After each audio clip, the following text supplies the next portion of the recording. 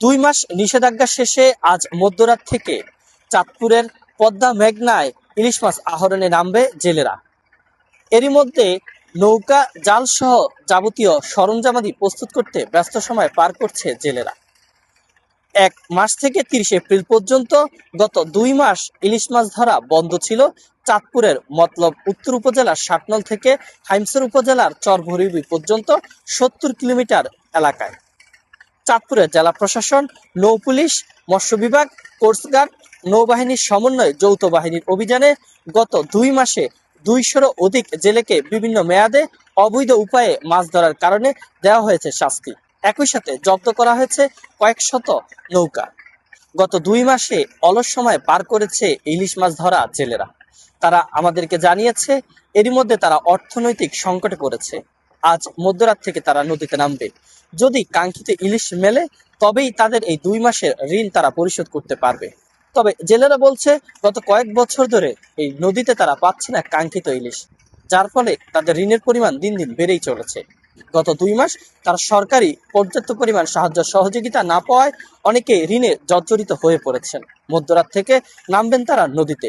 কাঙ্ক্ষিত ইলিশ মেললেই পাবে তাদের ঋণ থেকে মুক্তি, নয়তো এই ঋণের বোঝা বহন করতে হবে আরো দীর্ঘ সময় তাদের। 2 মাস তো আমাদের সমস্যা অনেকই আছে, অনেক সমস্যা আছে। কি আমাদের তো মনে করেন এই দিন চাল দেওয়ার কথা, একটি চাল দিছে, আর চাল দেয় না। এরপরে উপবৃত্তি তো আর কিছু দেয়ই না। আর নদীতে তো মাছ এবারকার তো মাছ কম।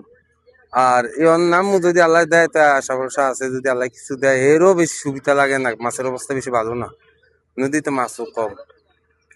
না আল্লাহ যদি সুখ শান্তি মতন এই নামটা আছে, আল্লাহ দিন কালকে নামু, যদি কিছু মতো থাকে তা ভাবো আর কি। 2 মাস ভাই অভিযানে বই আসছিলাম, এই আজকে জাল বললাম, আল্লাহ চালাইছে, কষ্ট চালাইছে, মিষ্টি চালাইছে, আল্লাহ চালা নিচে যেভাবে আল্লাহ ফুলা নিয়ে ডাল ভাত খাওয়া নিছে। এ আর কি ভাই, কোনো সরকারের সাহায্য হয় না, কিছু হয় নাই।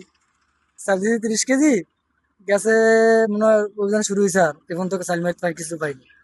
আমার তো মাছ নাই ভাই, মাছ তো ধরা পড়েই গেছে, ডালটা তো ধরছেই মাছ। যারা ধরছে ধরছে, যারা বাইঙ্গা ধরছে নদীতে, যারা ধরছে, যারা না পাইছে নাই। 2 মাস পরে আজকে বললাম কষ্ট করে লেনদেন করিয়া মানুষের কাছে দেনা ভানা করিয়া চলতে হয়েছে, খাইতে হয়েছে। নদীর পরিস্থিতি অনেক কওয়া যায় না। নদীর পরিস্থিতি মোটামুটি অভিযান গেলে তো ভালো হইবে। সরকার ঘোষিত চাঁদপুর জেলার ইলিশ অভয়াশ্রম এলাকার বিদ্যমান 70 কিলোমিটার এলাকার 3টা উপজেলা মতলব উত্তর, চাঁদপুর সদর এবং হাইমচরে আমাদের অভিযান মোবাইল কোর্ট পরিচালিত হয়েছে গত 1 মার্চ থেকে 30 এপ্রিল। এ সময় আমরা 50-এর অধিক মোবাইল কোর্ট করতে পেরেছি।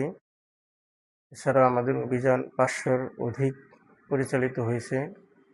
তো এ সমস্ত কার্যক্রমের ফলে আমাদের রাত দিন অভিযান পরিচালিত হয়েছে, যার ফলে জেলেরা এবার নামতে সাহস পায় না। বিচ্ছিন্ন কয়েকজন জেলে যারা আইন ভঙ্গ করে নেমেছে তাদেরকে আমরা শাস্তির আওতায় আনতে পেরেছি।